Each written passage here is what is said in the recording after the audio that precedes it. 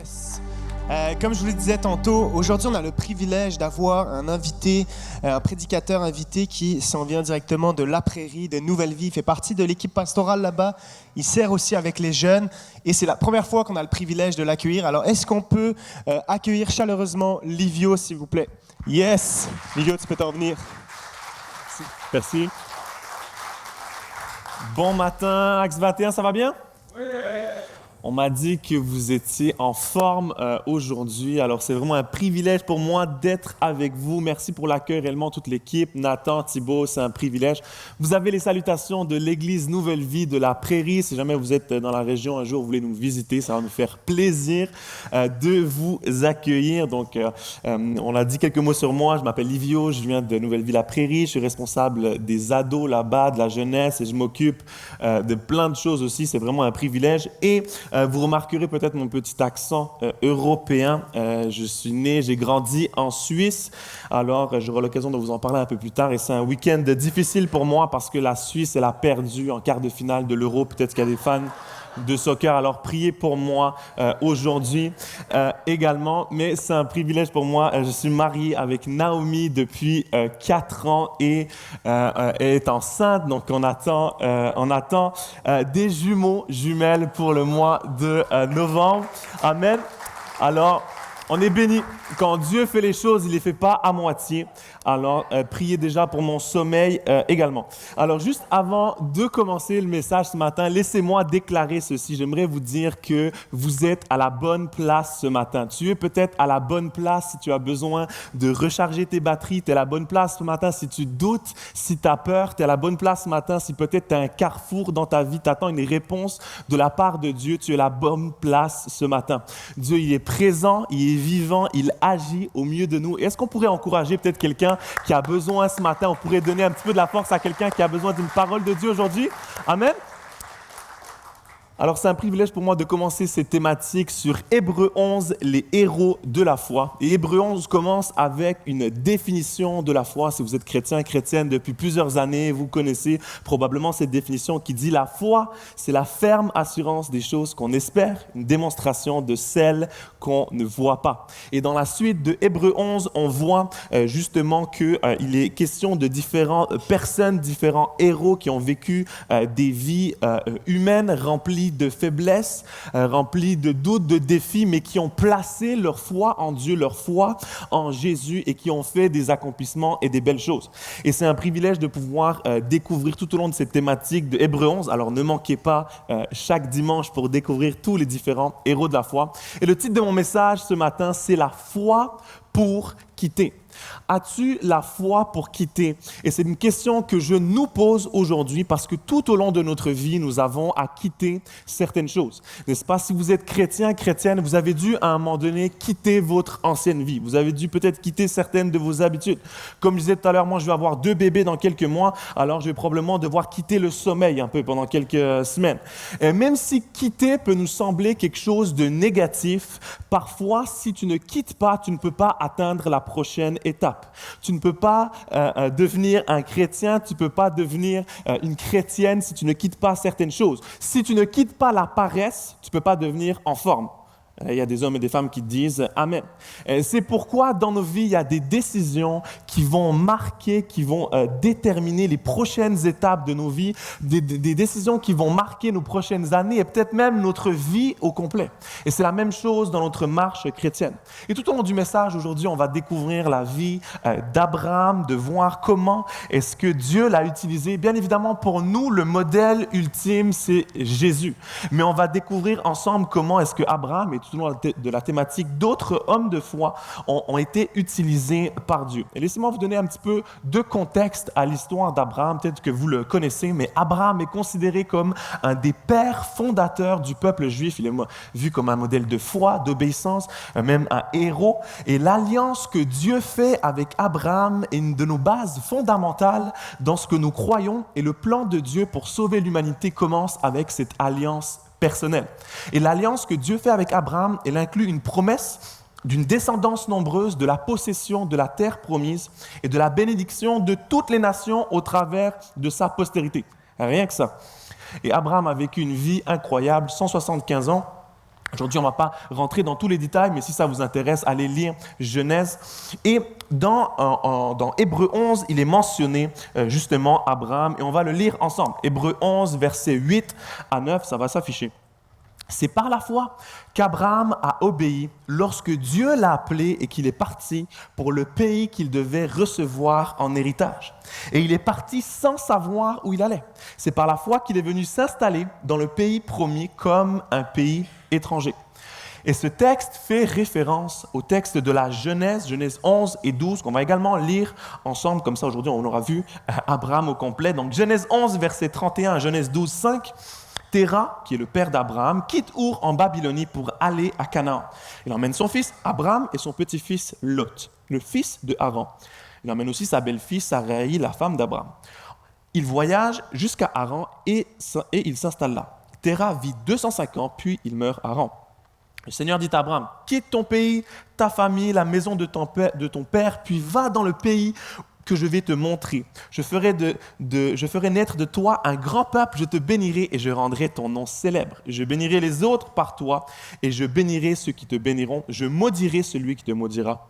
Et par toi, je bénirai toutes les familles de la terre. Abraham s'en va comme le Seigneur l'a commandé et son neveu Lot part avec lui. Au moment où il quitte Haran, Abraham a 75 ans. Il prend avec lui sa femme Sarai, son neveu Lot. Ils emportent toutes leurs richesses et ils vont vers le pays de Canaan.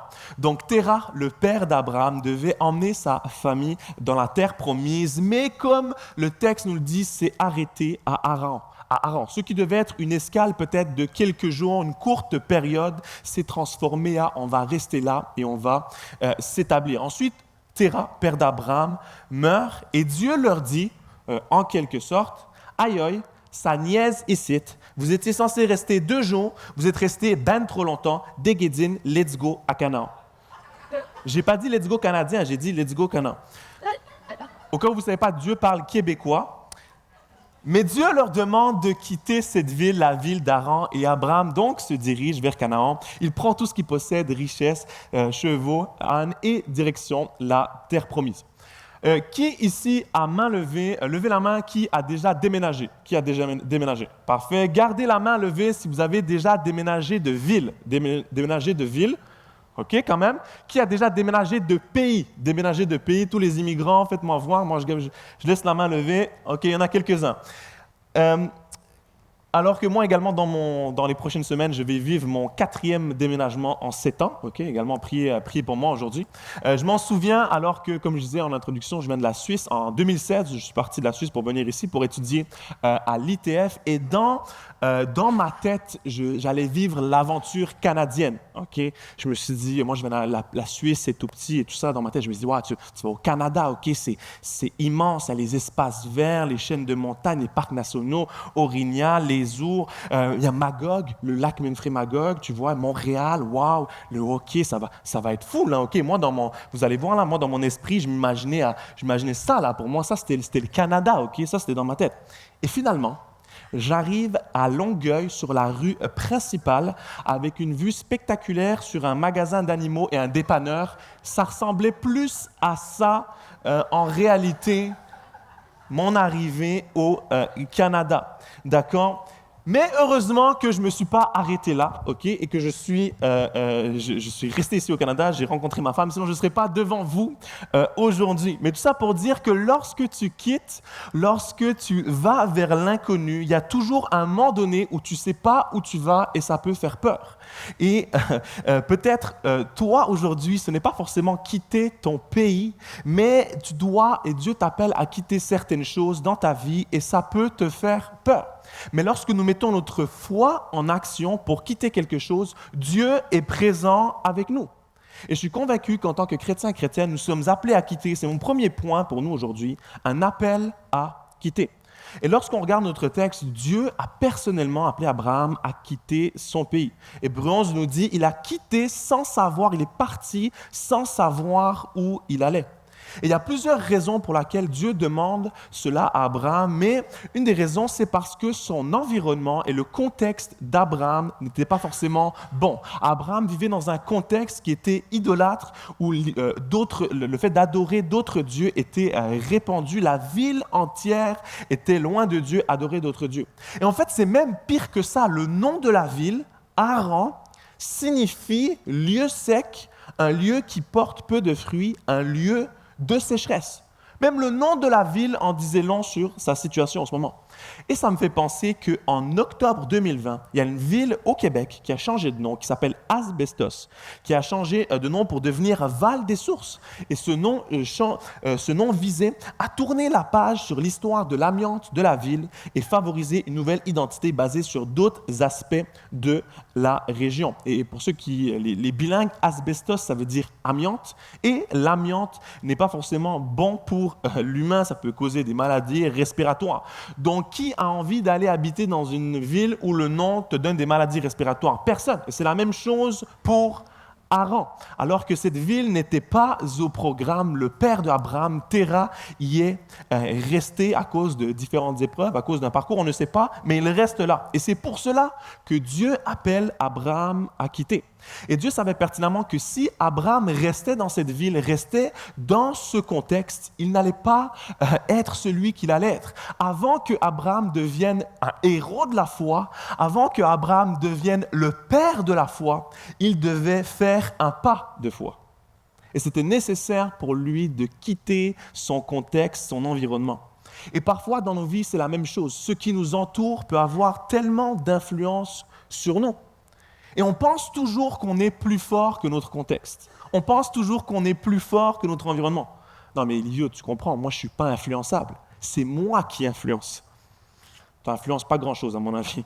La vérité, c'est qu'on est trop souvent victime de notre contexte, victime de notre environnement. Et parfois dans nos vies, il y a des choses dans lesquelles il est nécessaire pour nous de quitter. Et pour ma part, avant de venir au Québec, en Suisse, j'avais vraiment... mon contexte était bien, j'avais une famille, des amis qui me mettaient une super église et tout ça, mais pour ma part, je me laissais trop influencer dans plusieurs aspects de ma vie et j'avais, je pense, arrêté d'avancer. Et c'est pour ça que je suis convaincu que c'est Dieu qui m'a appelé à quitter pour mon bien, pour mon développement. Et je pense que c'est la même chose pour toi aujourd'hui. Et il y a des choses de ton environnement, de ton contexte que tu dois quitter. C'est peut-être pas ton pays, peut-être pas cette région ici, mais il y a des choses que tu dois quitter. Abraham était entouré de gens qui rejetaient Dieu et c'était peut-être nécessaire pour un temps qu'il se sépare et qu'il quitte. Et peut-être c'est la même chose pour toi. Peut-être que quand tu es avec tes collègues, avec tes amis, tu n'arrives pas à dire non. Tu fais des choses, tu dis des choses pour plaire aux autres. Et ces choses-là ne font juste que t'éloigner de Dieu, t'éloigner de qui Dieu t'appelle à être. Et peut-être c'est des habitudes, des choses que tu fais dans ta vie, que tu fais depuis des années peut-être, qui t'éloignent de Dieu. Et tu sais qu'ils ne sont pas bonnes pour toi, mais Dieu t'appelle à les quitter. Dieu t'appelle à quitter ce lieu, cette ville du petit fruit pour aller vers le pays qu'il a promis pour toi. Amen. Et comme Abraham et son clan, je suis convaincu qu'ils ne voulaient pas rester longtemps dans cette ville, mais ils ont fini par rester là pendant longtemps. Et c'est peut-être la même chose pour toi. Tu t'es dit, il y a des choses dans ma vie, je ne pensais pas rester, je ne pensais pas garder ces habitudes autant longtemps. Tu ne pensais pas rester autant longtemps dans le pays du petit fruit. Et peut-être même que tu t'es dit, OK, je vais attendre, je vais prendre mon temps. Quand je serai plus mature, dans quelques années, je vais pouvoir faire ce que Dieu me demande, je vais pouvoir être fidèle. Je sais que Dieu m'appelle à faire de grandes choses, mais plus tard. Peut-être plus tard, ce sera trop tard pour toi. Et finalement, tu es resté dans cette saison, tu es resté dans cette ville peut-être trop longtemps. Tu es resté dans ces mauvaises habitudes, dans ces patterns trop longtemps. Et le fait de quitter pour Abraham symbolisait un nouveau départ. Et lorsqu'on lit la parole de Dieu, on réalise que quelques chapitres après que Dieu fait cette demande à Abraham de quitter, Dieu lui fait cette promesse extraordinaire. Il promet une descendance nombreuse, la possession de la terre promise, Canaan, une bénédiction pour toutes les nations de la terre. Écoutez bien, ça c'est vraiment bon. L'acte de quitter Haran a provoqué le début du plan de rédemption de l'humanité avec Abraham. Tu ne sais pas comment les décisions que tu vas prendre aujourd'hui ou demain vont avoir un impact extraordinaire sur ton futur et peut-être même sur ta descendance. Et c'est pourquoi Abraham obéit à Dieu et lui fait confiance.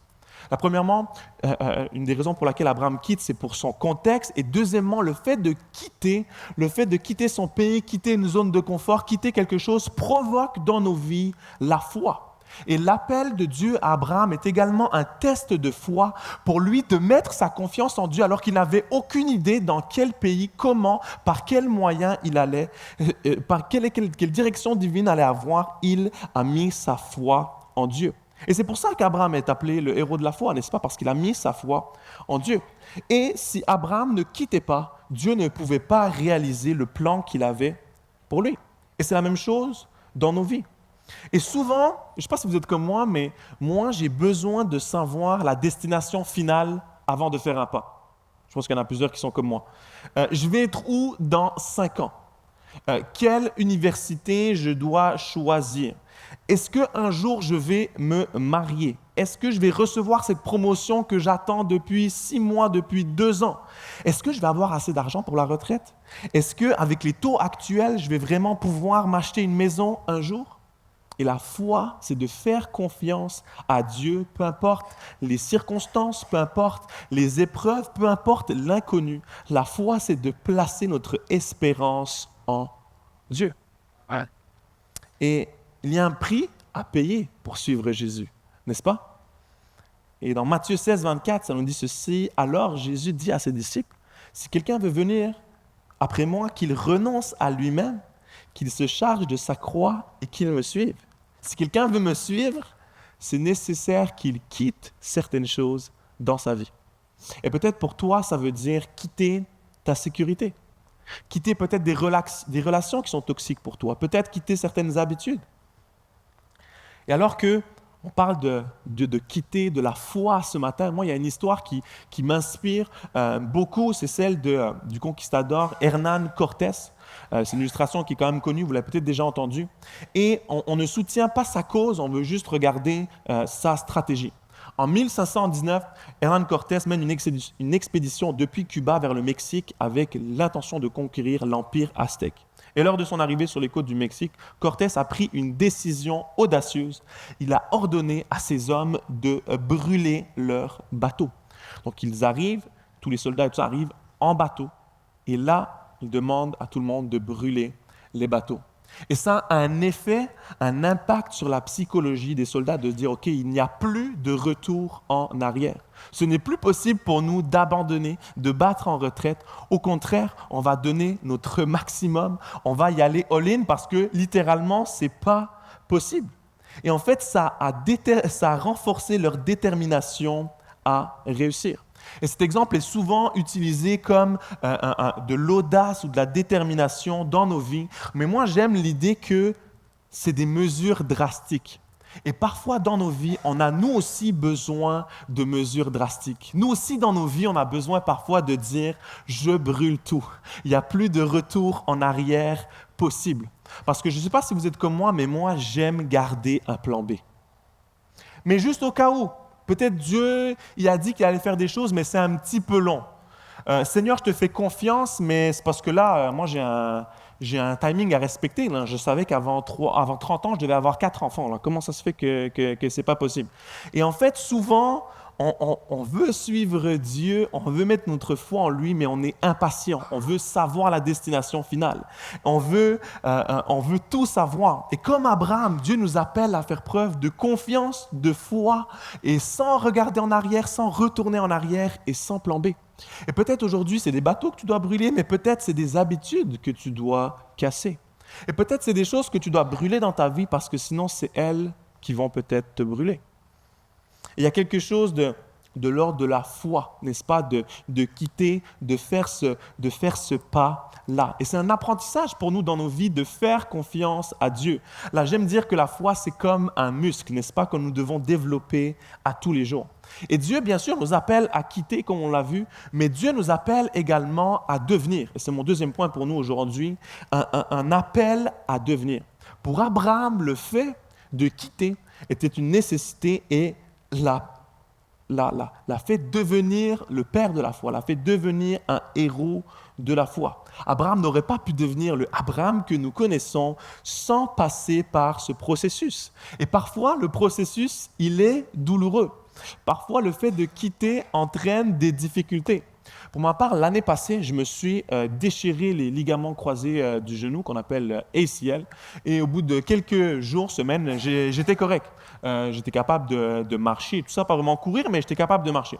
Et début de l'année, je me suis fait opérer les ligaments. Une opération douloureuse, assez compliquée de ça. Mais pendant plusieurs semaines, je ne pouvais pas marcher, je ne pouvais pas poser le pied par terre. Mais j'aurais pu vivre avec juste ma blessure et dire, bon, avec le temps, ça va se remettre, je vais bien aller, tout ça. Mais j'ai décidé de faire cette opération alors que pendant plusieurs semaines, limite mois, c'était difficile pour moi. Mais la chirurgie était nécessaire parce que plus tard, aujourd'hui, je savais que de passer par cette étape, d'être un petit peu affaibli, allait me rendre plus fort. Parfois, la nécessité de quitter peut-être certaines semaines, certains moments plus difficiles pour que par la suite, nous soyons plus forts. Et c'est la même chose pour nous. Alors que parfois, le fait de quitter peut nous sembler comme une défaite, mais Dieu a mieux pour nous. Dieu a des plans qui sont grands pour nous. Et c'est pour ça que c'est ma question pour toi aujourd'hui. As-tu la foi pour quitter? As-tu la foi pour devenir qui Dieu t'appelle à être? Et si on revient à Abraham, certains l'ont remarqué que dans le texte de Genèse 12, Abraham s'écrit d'une manière particulière, s'écrit Abraham. Et dans le texte que nous allons lire tout à l'heure, Abraham devient Abraham. Okay? Vous allez voir le changement de nom. Et en fait, il y a le « ha » que j'appelle, qui a été ajouté. Et en fait, c'est une lettre en hébreu qui a été ajoutée et qui devient en fait une symbolique. Cette lettre, en fait, elle représente la présence divine. Elle est souvent associée au nom de Yah, qui est une abréviation de Yahweh. Et en fait, on peut interpréter que le changement de nom de Abraham est en fait comme une intervention de Dieu dans la vie d'Abraham. On va le lire ensemble, Genèse 17, versets 4 à 6. « Voici quelle est mon alliance avec toi. Tu deviendras le père d'un grand nombre de nations. On ne t'appellera plus Abraham, mais ton nom sera Abraham. Car je te rends père d'un grand nombre de nations. Je te ferai beaucoup proliférer, je ferai de toi des nations et des rois seront issus de toi. » Donc, on comprend que pour Abraham, c'était nécessaire qu'il change de nom, qu'il y a cette lettre qui se rajoute de la présence de Dieu dans sa vie. Et c'est la même chose pour toi. Abraham change de nom à Abraham, Asbestos change de nom à Val des Sources et c'est la même chose pour toi. Dieu veut changer ton nom. Et ultimement, Dieu change notre nom à tous. Lorsque nous devenons chrétiens, nous sommes appelés des enfants de Dieu. Nous sommes appelés héritiers, co-héritiers. Nous sommes appelés fils et filles de la promesse. Mais Dieu veut peut-être changer ton nom dans le sens où c'est peut-être une étiquette que quelqu'un a mise sur toi. Peut-être c'est un diagnostic, un nom qui te définit depuis des années, un adjectif, un nom peut-être qui t'emprisonne. Mais Dieu veut te donner une nouvelle identité. Si tu es son enfant, son fils, sa fille, c'est le plus beau nom que tu peux avoir. Et comme je l'ai dit en tant que chrétien, non seulement notre identité change, mais tout ce que nous sommes change, n'est-ce pas, lorsque nous devenons chrétiens. Et Dieu t'appelle, je suis convaincu, aujourd'hui à devenir. Dieu t'appelle aujourd'hui à devenir peut-être un chrétien plus mature. Dieu t'appelle peut-être à devenir un réel disciple de Jésus. Peut-être que tu es à l'église depuis longtemps et Dieu t'appelle à être un mentor pour plusieurs. Dieu t'appelle à être un grand frère, une grande sœur. Dieu t'appelle à être un homme de Dieu, une femme de Dieu. Dieu t'appelle à être un père qui tient ferme dans l'épreuve. Dieu t'appelle à être une mère solide et aimante. Dieu t'appelle à te tenir droit, à te tenir ferme, à être courageux malgré les épreuves. Dieu t'appelle réellement à être en mission. Et c'est notre appel à tous que peu importe où nous sommes, au travail, avec des amis, nous sommes appelés à être en mission. Nous sommes appelés à être ces disciples qui, peu importe où nous sommes, nous allons faire la différence, nous allons être des lumières. Et parfois, lorsqu'on regarde aux histoires bibliques, aux héros de la foi, on peut avoir l'impression que tout se passe en un claquement de doigts. N'est-ce pas? Pour nous, c'est juste lire des pages, on tourne la page, oh, il y a une épreuve, la page d'après, c'est bon, c'est rendu le héros de la foi, c'est rendu, waouh, c'est rendu Abraham. Mais on ne réalise pas qu'entre ces lignes, il y a parfois des années, des dizaines d'années, il y a des pleurs, il y a des doutes, il y a des difficultés. Et entre les promesses et l'accomplissement de la promesse, parfois il y a du temps. Il y a de la patience, il y a de la persévérance, il y a toutes ces choses. Et parfois, lorsqu'on voit Hébreux 11, on se dit, OK, mais moi aussi, je veux ça tout de suite, maintenant. On veut les promesses, l'accomplissement de la promesse, sans passer par les épreuves, sans passer par le processus de quitter, sans passer parfois par ce processus qui est douloureux. On veut être en forme, mais on ne veut pas bien manger. On veut être bon alors qu'on vient de commencer. On est dans cette génération micro-ondes, n'est-ce pas, où il faut que ça soit prêt en 2 minutes. Là. Je mets dans le micro-ondes, c'est prêt, je mange. On n'attend même pas la fin du timer. Là. On l'ouvre le micro-ondes juste avant. Mais la réalité, c'est que dans nos vies, les bonnes choses prennent du temps. Oui, Dieu est avec toi, mais une étape à la fois. Dieu t'appelle réellement à devenir. Dieu t'appelle à devenir toutes ces choses. Dieu t'appelle à devenir fidèle, bon, juste. Dieu t'appelle à être généreux.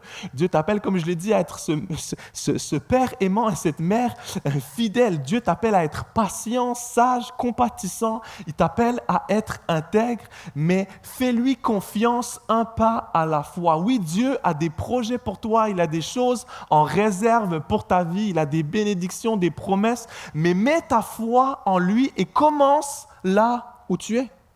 Commence là où tu es. Et peut-être quelqu'un, aujourd'hui, on a mis un nom sur toi, on a mis un diagnostic, un qualificatif, on t'a dit peut-être tu vaux rien, tu vas rien arriver dans ta vie, tu n'es pas capable. Mais Dieu, lui, veut que tu sois son enfant.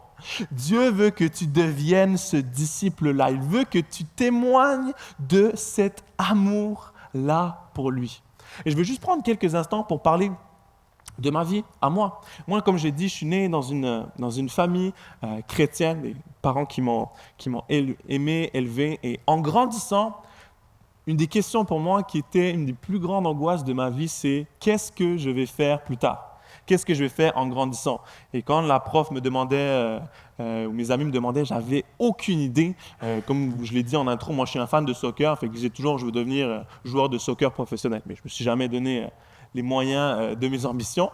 Mais je n'étais même pas vraiment convaincu de ce que je voulais faire. Et en grandissant, j'ai donné ma vie à Jésus, je me suis fait baptiser et tout ça. Et en fait, même à un moment donné, j'ai dit, et c'est vrai ce que je vais vous dire en ce moment, j'ai dit, je ne sais pas ce que je vais faire de ma vie. Au pire, je finirai pasteur. C'est vraiment une phrase que j'ai dit. Je regrette aujourd'hui, bien sûr. Aujourd'hui, c'est pour le meilleur. Je suis pasteur. Amen. Mais pour moi, cette angoisse, cette anxiété de dire, OK, mais comment est-ce que je vais pouvoir servir Dieu? Qu'est-ce que Dieu va vraiment faire de moi? J'ai l'impression d'avoir aucune qualité. Ceux qui me connaissent manuellement, je suis vraiment pas bon. Je me dis, mais Seigneur, comment est-ce que tu vas m'utiliser? Il faut vraiment que tu fasses quelque chose parce que j'ai littéralement aucune idée comment je vais pouvoir t'être utile, moi, entre tes mains. Et en 2015, alors qu'on avait une retraite pour les différents, je servais déjà à la jeunesse à l'époque, ça fait bientôt 10 ans déjà, le temps passe vite, et il y a eu un message, peut-être que vous connaissez pasteur Luc Dumont, et il a prêché sur ce texte que je prêche aujourd'hui. Et le titre de son message, c'était « Quitte ton pays ». Et moi, je l'ai pris à la lettre, ok? Je suis parti directement pour le Canada. Quelqu'un de très simple. Mais plus sérieusement, c'était nécessaire pour moi, comme je l'ai dit, de quitter, de me faire former. Je suis arrivé ici, je suis allé à l'ITF, à l'école biblique, j'ai rencontré ma femme et aujourd'hui, je sers à Nouvelle Vie, la Prairie. Mais si je vous raconte ça aujourd'hui, non pas pour me mettre en avant, mais pour juste vous dire à quel point est-ce que j'aurais jamais pensé, jamais imaginé être utilisé par Dieu. Pour moi, le fait même, les modèles de pasteurs, de serviteurs que j'avais ne me faisaient pas forcément envie. Même servir Dieu, pour moi, n'était pas forcément un rêve. Mais Dieu m'a travaillé et à un moment donné, il a fallu que je prenne ce pas. À un moment donné, il a fallu que je prenne cette décision de quitter mon pays et de devenir celui que Dieu m'appelle à être. Et j'aimerais te dire ceci, s'il l'a fait avec moi, Dieu veut le faire avec toi aussi. Dieu t'appelle également à servir. Dieu t'appelle également à faire la différence à ton travail, où tu es, auprès de ta famille. Peut-être que tu es le seul chrétien qui a été mis dans ta famille, mais Dieu ne t'a pas mis là par hasard. Dieu veut que tu sois cette lumière. Dieu veut que tu apportes la bonne nouvelle. Dieu veut réellement que lorsque les gens te regardent, ils le voient lui. Pas par tes propres forces. Tu te demandes, mais comment est-ce que moi je peux y arriver? Ce n'est pas par tes propres forces, mais c'est en laissant Dieu transparaître au travers de toi. Et mon deuxième point, ça a été un appel à devenir et non un appel à faire. Car trop souvent, dans notre société aujourd'hui et parfois même dans l'Église, on peut mettre l'emphase sur ce que nous faisons. N'est-ce pas? La première question, c'est quel est ton nom? Et la deuxième question, c'est qu'est-ce que tu fais dans la vie? Et ce que nous faisons de nos journées, de nos quotidiens, notre travail nous définit tellement. N'est-ce pas? Mais aux yeux de Dieu, ce n'est pas notre travail qui nous définit. Aux yeux de Dieu, c'est notre identité, c'est qui nous sommes. Si nous sommes chrétiens, si nous mettons notre foi en Jésus, nous sommes sauvés. Et c'est pour ça que Dieu nous appelle réellement à développer le être dans nos vies. Oui, bien sûr, le faire par la suite, parce qu'un chrétien, quelqu'un qui est un disciple, se comporte aussi comme un disciple. Mais premièrement, Dieu t'appelle à développer le être dans ta vie et Dieu s'intéresse à qui tu es au plus profond de toi. Dieu t'appelle à être ce chrétien mature. Dieu t'appelle non seulement à être ce chrétien qui vient à l'église les dimanches et qui prie avant de manger, c'est une très bonne chose, ne faites pas dire le contraire, mais au-delà de ça, Dieu t'appelle à être un disciple qui suit réellement Jésus. Non pas un chrétien qui suit des règles, une doctrine, mais un disciple qui est convaincu qu'il n'y a aucune autre vie qui vaut plus la peine que la vie de disciple. Un chrétien qui est convaincu qu'il n'y a rien d'autre dans ce monde que la présence de Jésus qui pourra me combler. Aucune richesse, aucune maison, aucune job, aucune vacance, aucun bateau. Il n'y aura rien qui pourra te combler comme l'amour de Dieu dans ta vie. Et tout à l'heure, je disais qu'il y a un prix. Il y a un prix à payer pour suivre Jésus, n'est-ce pas? Et peut-être suivre Jésus va te coûter ta liberté. Peut-être suivre Jésus va te coûter un peu de sécurité dans ta vie. Mais j'aimerais te rappeler ceci. Celui qui a payé le plus grand prix, c'est lui. Celui qui a payé le plus grand prix alors que l'humanité était complètement séparée. Celui qui est venu mourir sur la croix pour toi et moi, pour qu'on soit réconciliés, qui a pris sur lui toutes nos maladies, toutes nos peines, tous nos péchés, toutes nos erreurs. Il est venu ici-bas, il a quitté son trône de gloire pour venir ici, il s'est rabaissé, il a été humilié, il a été rejeté. On lui a craché dessus, on l'a fouetté. Et pendant tout ce temps, il pensait à toi. Pendant tout ce temps, il pensait à moi. Il pensait à nous. Et si on peut ce matin juste réaliser à quel point Dieu nous aime, à quel point l'amour de Dieu pour nous est grand, si on peut réaliser pour nous dans nos vies à quel point il y a plus que simplement une petite vie toute simple, il y a une vie de disciple qui fait la différence, il y a une vie extraordinaire où Dieu nous appelle à quitter certaines choses et à devenir des chrétiens en feu pour lui. Dieu l'a tout fait par amour pour nous. Et ce matin, ma question pour toi, c'est: as-tu la foi pour quitter? As-tu la foi pour devenir qui Dieu t'appelle à être? Et peut-être tu te dis, mais j'arrive pas à quitter, c'est trop dur. Je suis tellement empêtré dans mes affaires, je suis tellement loin de Dieu, j'arrive plus. J'aimerais te dire ceci, approche-toi de Jésus. Ça paraît simple, mais trop souvent, on fait l'inverse. On veut quitter certaines choses, on se dit, avant de m'approcher de Dieu, je vais être correct, je veux me mettre en règle, alors que la parole de Dieu nous dit l'inverse. Alors que tu t'approches de Jésus, alors que tu marches avec lui, lui va te transformer. Lui va te faire quitter certaines de tes habitudes. Lui va te transformer. Approche-toi de Dieu et tu vas naturellement quitter certaines choses. Approche-toi de lui. Il est fidèle, juste pour te pardonner. Et ce matin, je crois réellement que ce message est pour plusieurs aujourd'hui parce que je vais inviter les musiciens. On va regarder un dernier texte ensemble dans Deutéronome 30, verset 19, qui dit ceci. « Je prends aujourd'hui le ciel et la terre à témoin. Je vous offre le choix entre la vie et la mort, entre la bénédiction et la malédiction. Choisissez donc la vie afin que vous viviez, vous et tous vos descendants. » J'aime tellement ce texte-là parce qu'on réalise que Dieu nous donne le choix. Et c'est peut-être le plus gros cadeau, un des cadeaux que Dieu fait à l'humanité, c'est le fait de pouvoir choisir. Et réellement, aujourd'hui, tu as le choix entre la bénédiction ou la malédiction. Tu as le choix entre la mort et la vie. Et ce choix-là, c'est un choix quotidien. Mais ce n'est pas parce qu'on est chrétien depuis des années qu'à tous les jours, on n'a pas de tentation, qu'à tous les jours, on n'a pas de défi. Et c'est une décision que nous devons prendre quotidiennement, n'est-ce pas? Celle de suivre Jésus, celle de marcher dans ses voies, celle peut-être d'abandonner certaines choses, alors que parfois nos vies peuvent dévier, celle de revenir sur le droit chemin. Et mon message pour vous aujourd'hui était très simple, la foi pour quitter. La foi pour quitter. As-tu assez de foi aujourd'hui? Mets-tu assez ta foi en Jésus pour croire que peut-être ce qu'il te demande de quitter aujourd'hui semble difficile, semble compliqué, mais il a tellement plus pour toi. Un appel à quitter. Un appel à devenir. Mais ce matin, j'aimerais nous rappeler que Dieu nous donne la grâce. Dieu nous donne cette grâce dont nous avons besoin pour quitter. Dieu nous donne cette grâce dont nous avons besoin pour devenir. Et ce matin, je suis convaincu que ce n'est pas un message de motivation, mais c'est un message de consécration. C'est un message de consécration ce matin parce que, ultimement, sans lui, nous ne pouvons pas y arriver.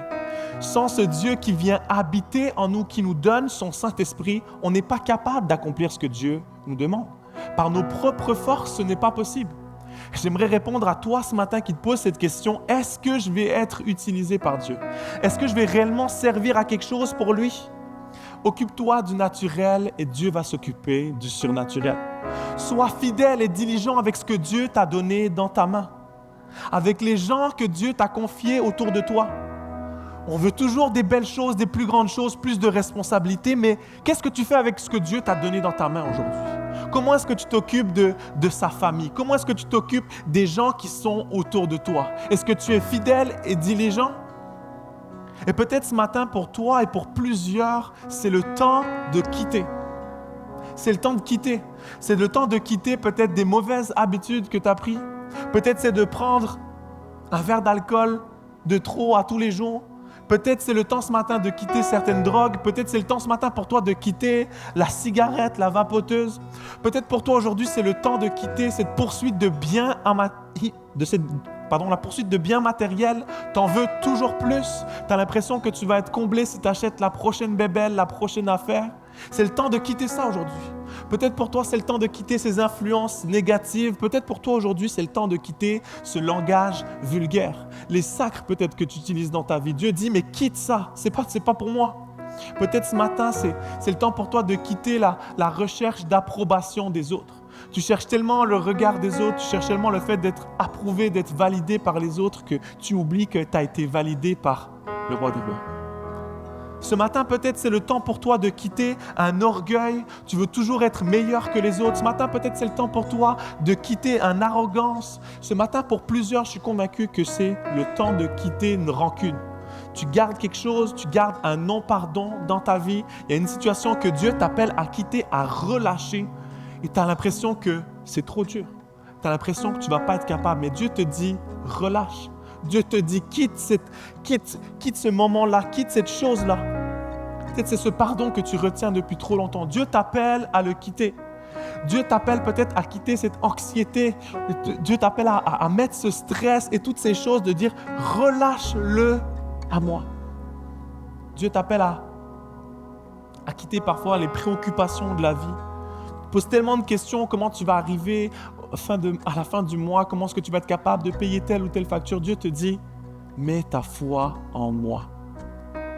Ça paraît simple, ça paraît fou, ça paraît insensé, mais lorsque nous nous occupons du naturel, Dieu s'occupe, lui, du surnaturel. Et peut-être ce matin, c'est le temps pour toi de devenir. de devenir patient, de devenir aimant, d'être quelqu'un qui amène la vie. Peut-être que tu as l'habitude de te plaindre et de dire toujours des paroles négatives autour de toi, mais Dieu t'appelle aujourd'hui à être un encourageur, à être quelqu'un vers qui les autres vont se tourner lorsqu'ils ont besoin d'encouragement, lorsqu'ils ont besoin d'amour, lorsqu'ils ont besoin de vie. Dieu t'appelle à être cette lumière là où tu es. Mais quitte peut-être le fait de râler tout le temps, d'être négatif. Dieu t'appelle à être un homme, une femme sur qui les autres peuvent compter. Lorsque tu dis quelque chose, lorsque tu t'engages, continue à être fidèle, à être honnête. Dieu t'appelle à lui faire confiance, même si ça semble effrayant. Même si tu as l'impression que les autres autour de toi vont te prendre pour un fou, une folle, mais Dieu te dit, fais-moi confiance. Peut-être aujourd'hui, c'est le temps pour quelqu'un de décider de te faire baptiser. Ça fait des mois, des années que tu reposes, tu dis, Seigneur, est-ce que je suis assez digne? Est-ce que je suis assez humble? Est-ce que je lis assez la Bible pour ça? Dieu te dit, j'ai tout accompli à la croix. Peut-être c'est le temps pour toi aujourd'hui de décider de te faire baptiser. Peut-être pour toi, c'est comme Abraham, c'est de quitter ce pays du petit fruit, cet endroit où il n'y a que sécheresse, où il n'y a pas de croissance. Dieu t'appelle à quitter ce pays-là pour aller vers ce qu'il a promis pour toi. Oui, parfois, il y a des choses qui nous semblent tellement attirantes, il y a des choses qui nous semblent tellement brillantes, shiny, qu'on veut y rester, mais Dieu t'appelle à aller sur le chemin étroit de la vérité. Dieu a changé le nom d'Abraham à Abraham, et Dieu veut changer ton nom aussi. Dieu veut changer tes situations. Dieu veut changer tes peines, tes larmes, ta tristesse. Il veut le changer en joie et en allégresse. Et ça prend pour moi, ça prend pour toi, ça prend pour nous de mettre notre confiance en Dieu. Et lorsque Dieu nous appelle à faire ce pas de foi, à quitter quelque chose, il est toujours présent avec nous. Il est toujours présent et fidèle et bon avec nous. Alors que Dieu nous appelle à faire ce pas de foi, il est notre lumière sur notre sentier. Il guide nos pas.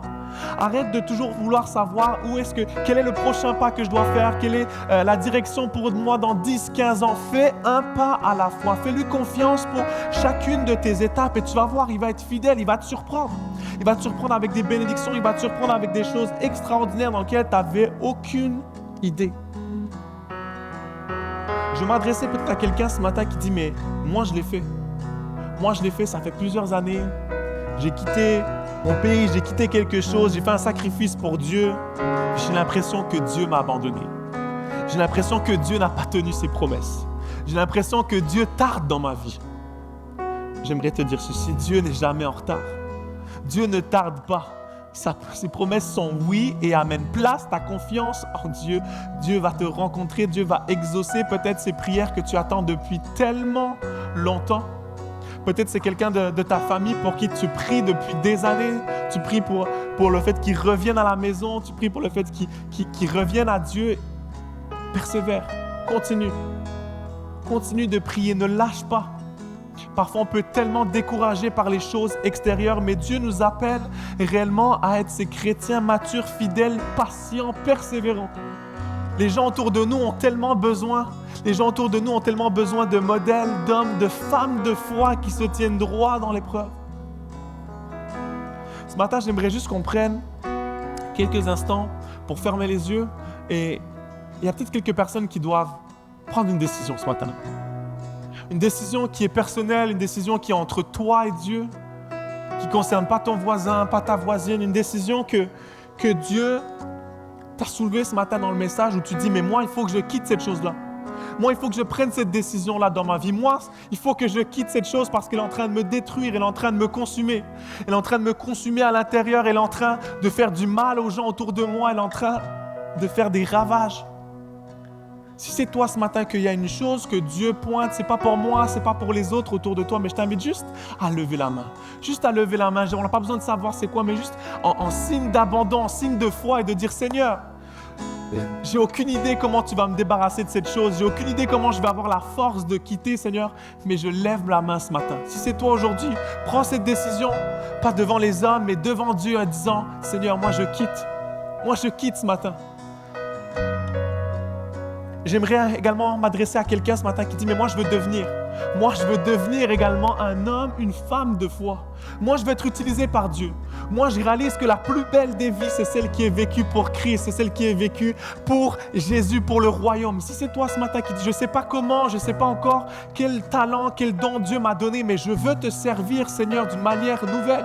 Si c'est toi ce matin qui dis, il y a ce feu qui brûle, mais je ne sais pas comment faire. Je t'invite juste à lever la main en signe d'abandon et en signe en disant, Seigneur, je veux te servir avec mes dons, mes talents. Je ne sais pas comment, mais je veux te servir.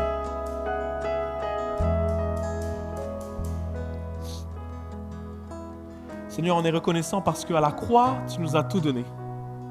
Alors qu'on ne méritait rien, alors qu'on était ennemis, séparés de toi, Seigneur, toi, tu as décidé de venir sur terre, tu as décidé de te donner tout entier à la croix. Tu as décidé de te donner tout entier pour chacun d'entre nous. Sans retenue, sans garder quelque chose, sans plan B. On est reconnaissant pour ton sacrifice, Seigneur Jésus. Aide-nous, chacun d'entre nous, de décider à tous les jours de te suivre.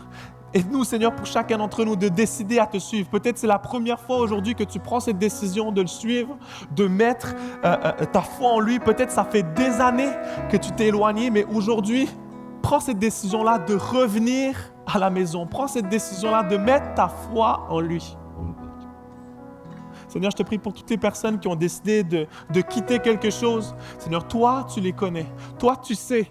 Seigneur, je te prie de leur donner force, je te prie de leur donner sagesse, courage, passion, persévérance. Seigneur, je te prie également d'équiper l'Église, Seigneur, pour aider, Seigneur, peut-être les gens qui ont besoin de quitter certaines choses, certaines addictions. Seigneur Jésus, on te prie, Seigneur.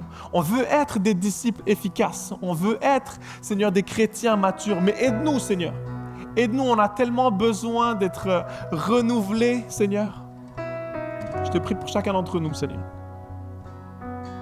Comme Abraham, tu nous appelles à quitter des choses, Seigneur. C'est difficile, ça fait peur, il y a de l'inconnu, Seigneur. Mais toi, tu es avec nous. Amen.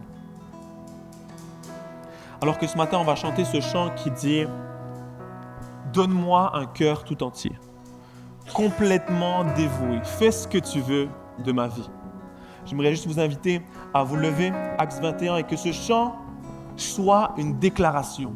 Que ce chant ne soit pas un chant simplement qu'on lise à l'écran, mais qu'il soit comme une prière pour toi aujourd'hui. Qu'alors qu'on chante « Je me donne tout entier, je m'abandonne », fais ce que tu veux de ma vie.